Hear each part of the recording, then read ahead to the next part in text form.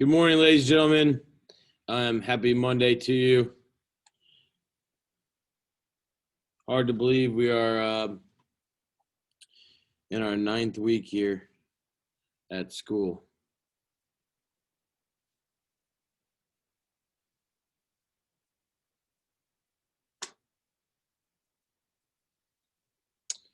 I've got about 16 of you.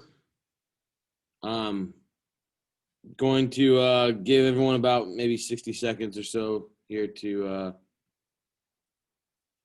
get in.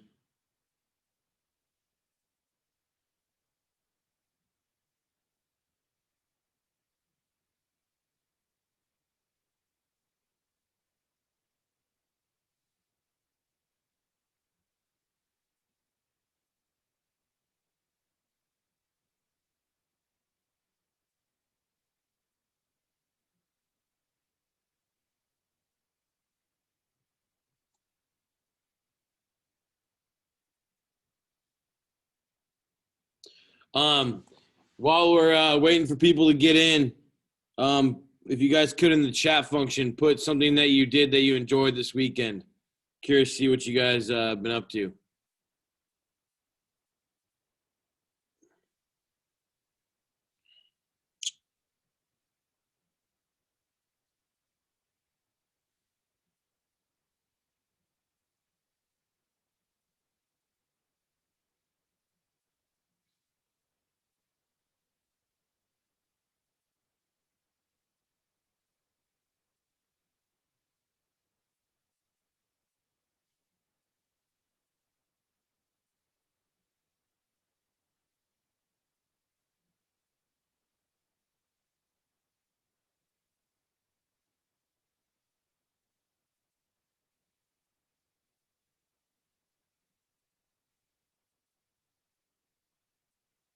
All right, let's see what you guys been up to. Went to the mall, camping, sleep, Fortnite, birthday party, Royal Pin, 2K, movies, Xbox, sleep, homework. Nice.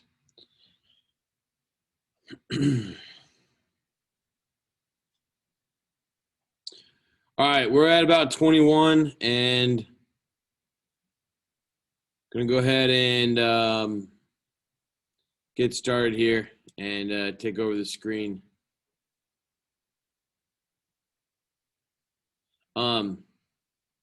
First thing I wanted to do, just to make sure everyone is on the same page. So for your current event topics, this is what you picked. I have had some people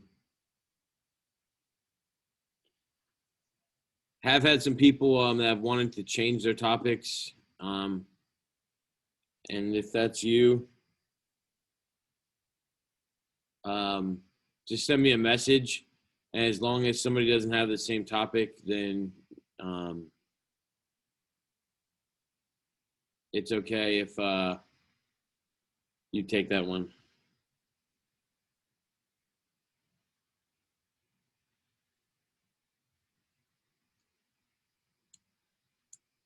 All right, so again, make sure you see what your topic is, and then on Friday we went ahead and looked at the days you're going to be presenting.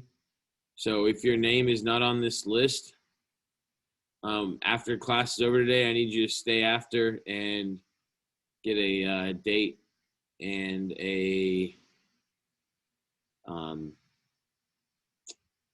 a date for when you'll be doing your current event. Okay. Obviously, I don't know if it'll be on the computer or not. It'll all kind of depend on situation that we're in once we get there. All right. So again, if you're not on this list, let me know. And then this is what you guys picked. A couple of you still need to snag a topic. So if that's you, stay after and let's get a topic narrowed down as well. All right. I'm going to go to modules like normal, and we're going to do something a little bit different today. We're going to be talking about the Roman Republic this week. and kind of getting into Rome. And I'm going to intro that by watching a crash course video. We haven't done this yet. Sometimes I do it, sometimes I don't. But I need you guys to go ahead and click on this, and you're going to download. It says week number 9 crash course Rome. Okay, so I'm going to give you maybe 90 seconds, 2 minutes to go into the modules and then download this, and then we'll get started from there. Okay.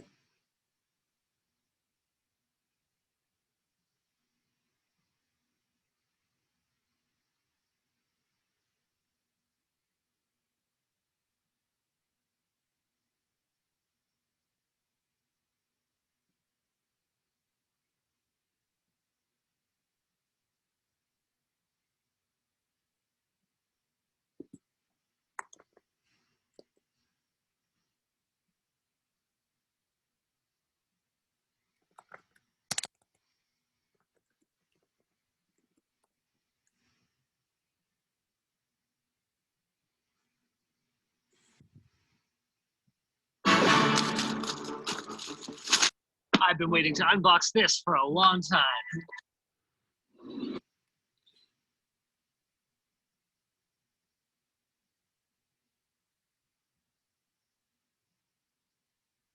All right, so if you did what I had asked, okay, you'll have this up on your screen. This is the kind of just a quick note sheet. I expect that since we're doing this virtually, you might miss a question or two here. That's okay. We'll go over these together. So what does SPQR stand for? Why did the Roman Republic want 2 consuls? Important details about the life of Julius Caesar. First triumvirate. Julius Caesar.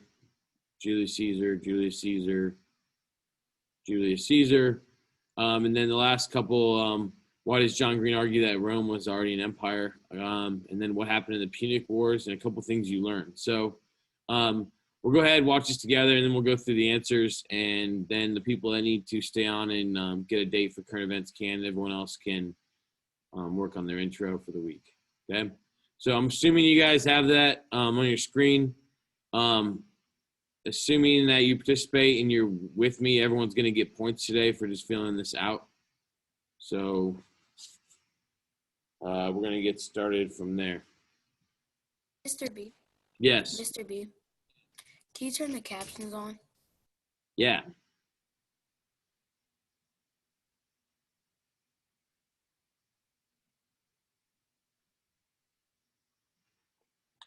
Hi, I'm John Green. This is Crash Course World History, and today we're going to learn about the Roman Empire, which of course began when 2 totally non-fictional twins, Romulus and Remus, who'd been raised by wolves, founded a city on 7 hills. Mr. Green, what does SPQR stand for? It means shut pie hole quickly rapscallion. No, it means Senatus Populusque Romanus, one of the mottos of the Roman Republic. So today we're going to do some old school great man history and focus on Julius Caesar while trying to answer a question. When, if ever, is it okay to stab someone 23 times?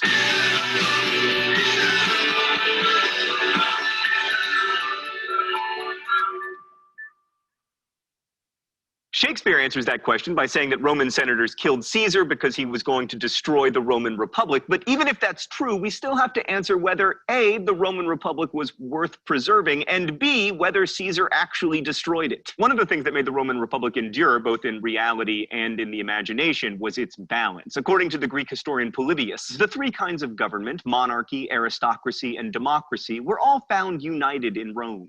And it was no easy thing to determine with assurance whether the entire state was an aristocracy, a democracy, or a monarchy. At the heart of this blended system was the Senate, a body of legislators chosen from a group of elite families. Rome was divided into 2 broad classes: the patricians, a small group of aristocratic families, and the plebeians, basically everyone else. The Senate was sort of a mixture of legislature and giant advisory council. Their main job was to set policy for the consuls. Each year, the Senate would choose from among its ranks 2 co-consuls to serve as sort of the chief executives of Rome. There needed to be 2 so that they could check each other's ambition, and also so that one could, take care of Rome domestically while the other was off fighting wars, conquering new territory. There were two additional checks on power. First, the one-year term. I mean, how much trouble can you really do in a year, right? Unless you're the CEO of Netflix. I mean, he destroyed that company in like 2 weeks. And secondly, once a senator had served as consul, he was forbidden to serve as consul again for at least 10 years, although that went a little bit like how you say you're only going to eat one Chipotle burrito per week, and then there are a few exceptions, and then all of a sudden you're there every day. And yes, I know guacamole is more, just give it to me. But right, we were talking about the Romans. So the Romans also had a position of dictator, a person who would take over in the event that the republic was in imminent danger. The paradigm for this selfless Roman ruler was Cincinnatus, a general who came out of comfortable retirement at his plantation,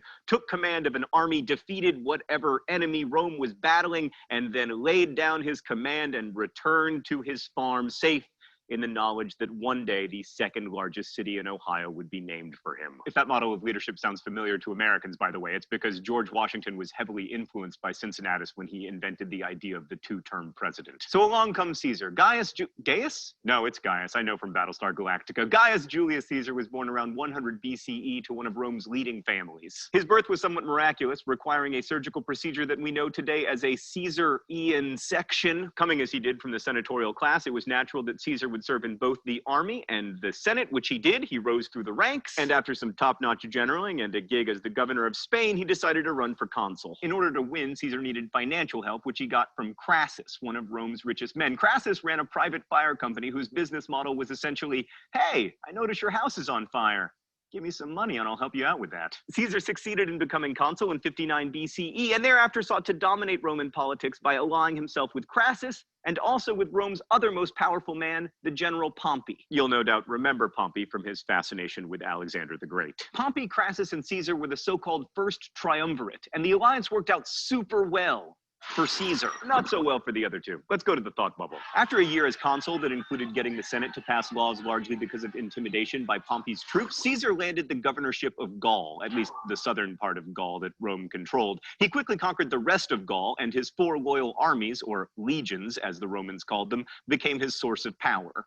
Caesar continued his conquests, invading Britain and waging another successful war against the Gauls. While he was away, Crassus died in battle with the Parthians, and Pompey, who had become Caesar's rival and enemy, was elected consul. Pompey and the Senate decided to try to strip Caesar of his command and recall him to Rome. If he returned to Rome without an army, Caesar would have been prosecuted for corrupt consuling and also probably exceeding his authority as governor. So instead, he returned with the 13th Legion. He crossed the Rubicon River, famously saying, "The die is cast," or possibly, "Let the die be cast." Sorry, thought bubble, sources disagree. Basically, Caesar was invading his own hometown. Pompey was in charge of Rome's army, but like a boss, fled the city. And by 48 BCE, Caesar was in total command of all of Rome's holdings, having been named both dictator and consul. Caesar set out to Egypt to track down Pompey, only to learn that he'd already been assassinated by agents of the pharaoh Ptolemy. Egypt had its own civil war at the time between the pharaoh and his sister/wife Cleopatra. Ptolemy was trying to curry favor with Caesar by killing his enemy, but Caesar was mad in that the only person who gets to tease my little brother is me kind of way, except with murder instead of teasing. So Caesar sided with, and scootily pooped with, Cleopatra. Thanks, Thought Bubble. Cleopatra went on to become the last pharaoh of ancient Egypt and then bet on Mark, I am the wrong horse, Antony, instead of Emperor, there is a baby attached to my leg, Augustus. But before all that, Caesar made his way back from Egypt to Rome, stopping off to defeat a few kings in the east on his way, and was declared dictator again. That position was later extended for 10 years and then for life. He was elected consul in 46 BCE and then again in 45 BCE, this last time without a co-consul. By 45 BCE, Caesar was the undisputed master of Rome, and he pursued reforms that strengthened his own power. He provided land pensions for his soldiers, restructured the debts of a huge percentage of Rome's debtors, and also changed the calendar to make it look more like the one we use today. But by 44 BCE, many senators had decided that Caesar controlled too much of the power in Rome, and so they stabbed him 23 times on the floor of the Roman Senate. Caesar was duly surprised about this and everything, but he never said et tu, Brute, when he realized Brutus was one of the co-conspirators. That was an invention of Shakespeare. The conspirators thought the death of Caesar would bring about the restoration of the Roman Republic.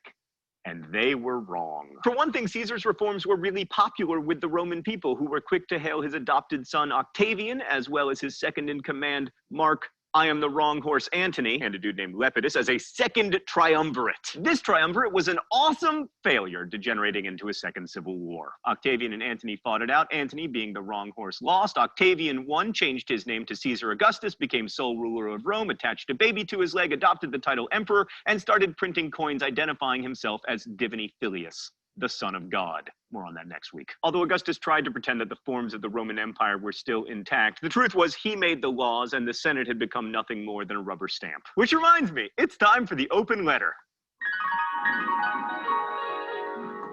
Movie magic!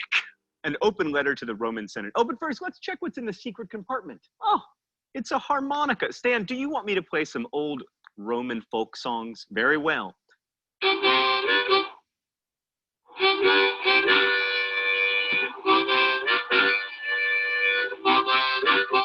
Stan, I just want to thank you for doing such a good job of overdubbing there.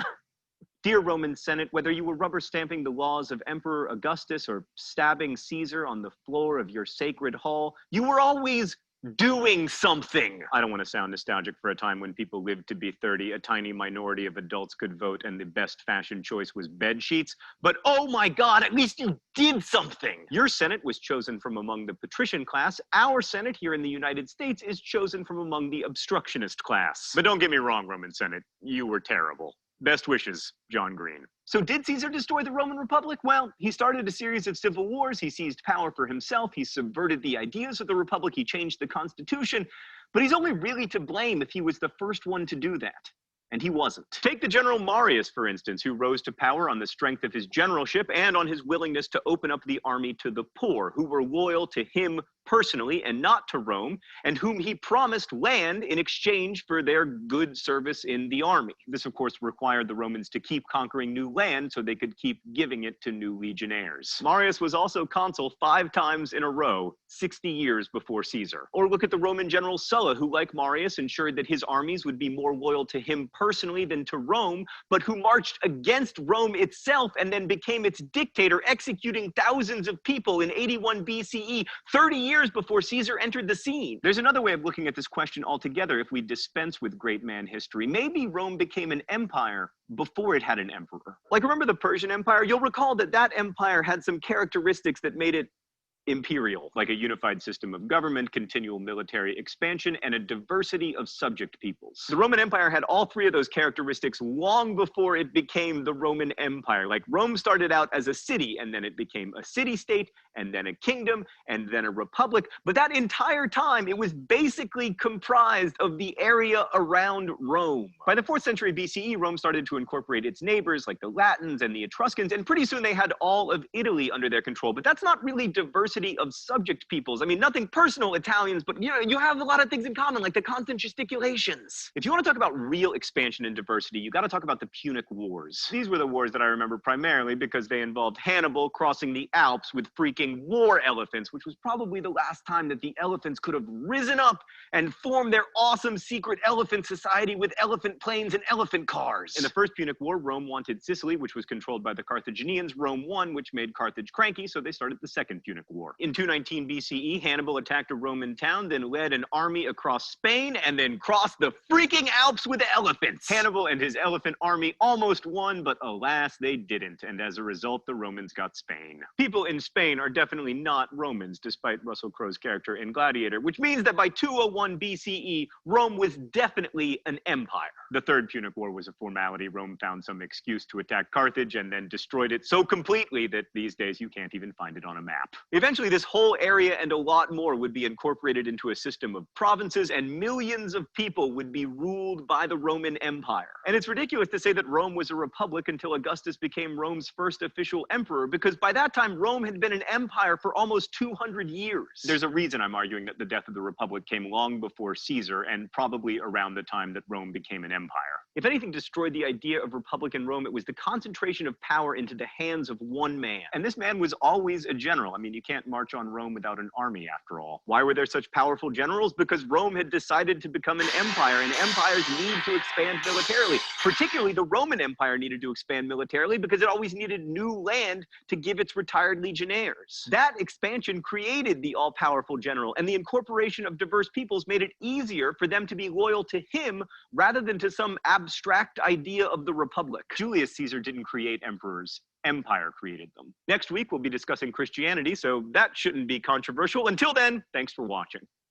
Crash Course is produced and directed by Stan Miller. Our script supervisor is Danica Johnson. The show is written by my high school history teacher, Raoul Meyer, and myself. All right, good people. Let's go ahead and we're going to go over these answers. If you guys could stay with me here, and let's use the hand raise function. And if someone has it, good. If not, I've got all the answers right here too. All right, so first off, very common symbol you see if you've ever been to the city of Rome is SPQR. If you've ever seen the movie Gladiator, they have it on there quite a bit. What does SPQR stand for? So let's see if we can't use the hand raise function. Ian, what do you think? SPQR stands for Sentus Populus Romanus. Yeah, translated from Latin, that is the Senate and the people of Rome. So anytime you see that symbol, it just in Latin means the Senate and the people of Rome.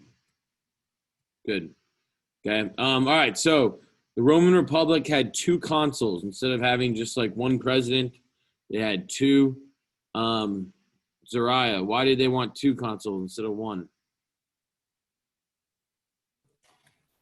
So one could take care of Rome domestically and one could take care of war. Good. So one took care of domestic affairs, that's like home affairs. The other one took care of the wars. Also, they wanted a check on the power. They didn't want to have one person that had all the power. So our government has a similar system where we have a balance of power between the Supreme Court, the Senate, and the House of Representatives, and the office of the president, so that one of them doesn't control everything. Okay, so similar concept. All right, couple important details about the early life of Julius Caesar. What do you think?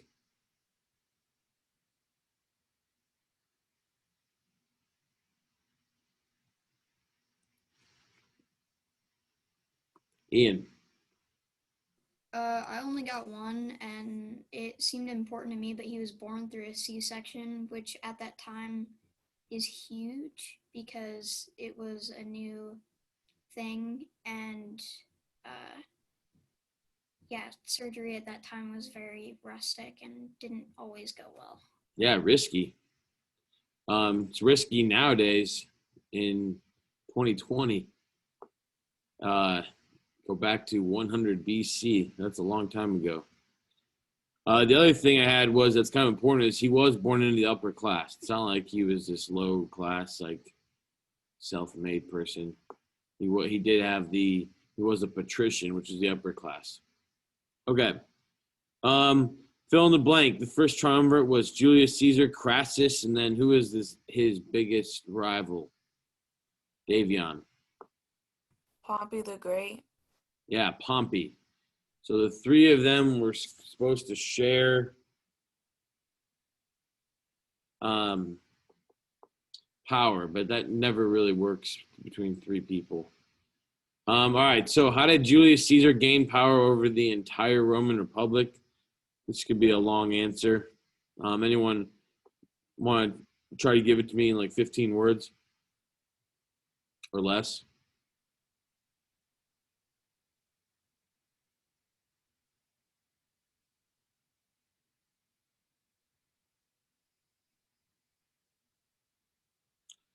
Kanan? He invaded his hometown with like an army. Yeah, so instead of just going back to Rome and getting in trouble for seizing too much power, he brought his army and his soldiers who were loyal to him to Rome and said, I've got the largest army here. You have to listen to me. And so then from there, they elect him as the consul, but in reality, he was like a dictator. He took all the power.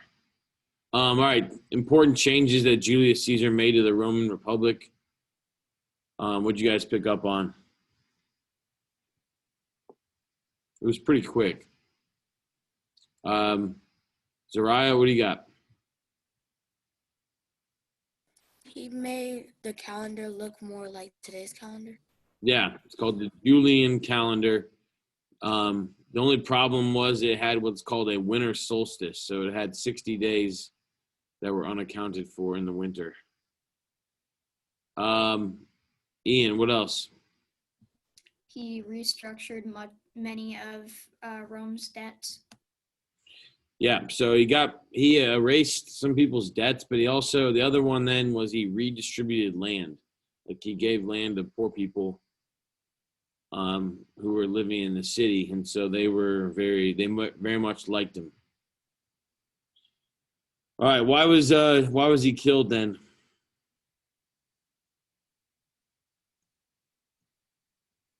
Canaan.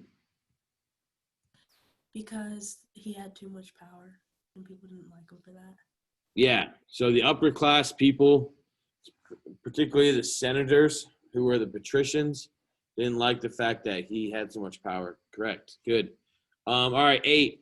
Who took over the Roman Republic after Caesar died?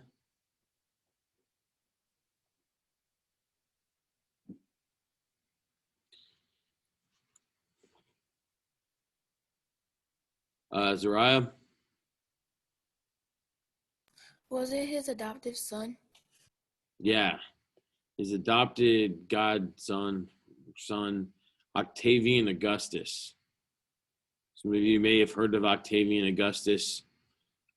He would give himself the name Caesar Augustus, which means the exalted one. And he was also the person who was ruling when a historical figure by the name of Jesus Christ of Nazareth was born. Okay. Why does John Green argue that Rome was an empire 200 years before Julius Caesar? Because the textbook will tell you that it was Julius Caesar that destroyed the Roman Republic, but John Green says it was 200 years earlier. Why does he say that?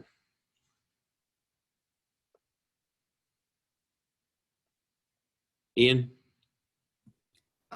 It had characteristics of an empire before it had an emperor, and Rome gave most of its power to their general because they needed new land frequently. Yeah. So the old adage about empires is if you ain't growing, you're shrinking. If you ain't shrinking, you're growing. There's really not any much in between. And so since Rome continued to get bigger and bigger and bigger, when it became a republic in 509 BC and it continued to grow, it looked like an empire. And that's why you could argue that it wasn't Caesar's fault. What happened in the Punic Wars? We'll talk about this more tomorrow, but who did Rome defeat?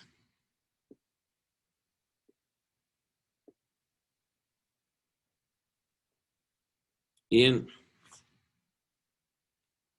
So the Punic Wars was a war between Rome and Carthage, and Rome took over Carthage, and then Carthage got angry, and they tried to take Rome with war elephants, and they almost won. They got really close, but they failed, and then Rome destroyed Carthage completely.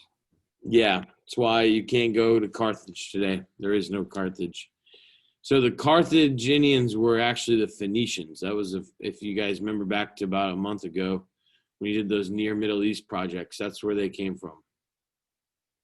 All right. The 3 things you learned from watching the video. Give me one. Let's see if we can get 3 things. Ian, you still have your hand up. You got one? I didn't mean to have my hand up, but I can share one. Rome was an empire before it had an emperor. I didn't actually know that. I wrote that down also. Francesca? That Julius Caesar had a stepson. Yeah. Anything else?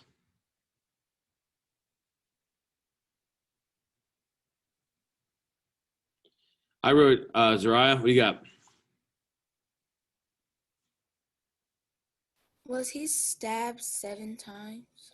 23 times he was stabbed. That's aggressive, isn't it? Yeah. Yeah. Other thing I wrote down was I knew this, but Rome controlled Egypt. I thought I had just kind of a reminder that ended the the reign of the pharaoh that had lasted for 2,000 years was when the Romans finally took it over, and that'd be the last pharaoh. Okay, cool. Thanks, guys. Good job. Here's what we're gonna do. If you guys go back to your modules, actually, you can just look on my screen if you're still there. If you go to week number 9, the textbook readings right here and the intros here, it's due at 10:59 on Wednesday. So you've got 15 minutes now to work on it. I'll try to give you 15 minutes tomorrow in class to work on it, maybe. And if not, that's the only homework really this week, and get it uploaded by Wednesday. We just went over probably a handful of the answers right there. Okay. All right. I'm gonna let you guys off the Zoom. If you need to sign up or give me what your topic is, and or if you need to get a date. Period 1. That's what we should be looking at. Then stay on. Okay. If not, have a good rest of your Monday, guys. Thank you.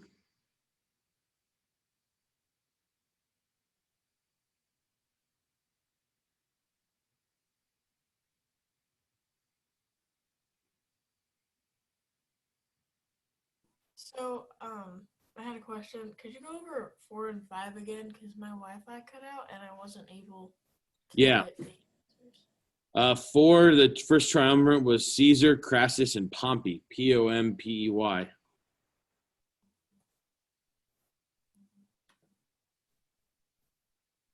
And 5 was Julius Caesar brought his army or his legion to Rome and marched on the government.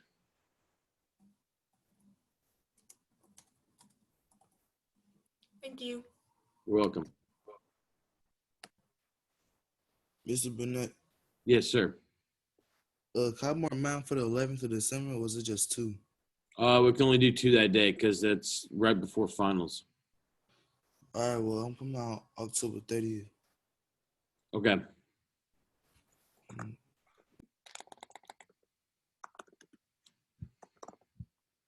Did you have your topic already? Yeah. Okay. Yeah. Sounds good. Thanks. Chris and Francisco, do you guys have topics?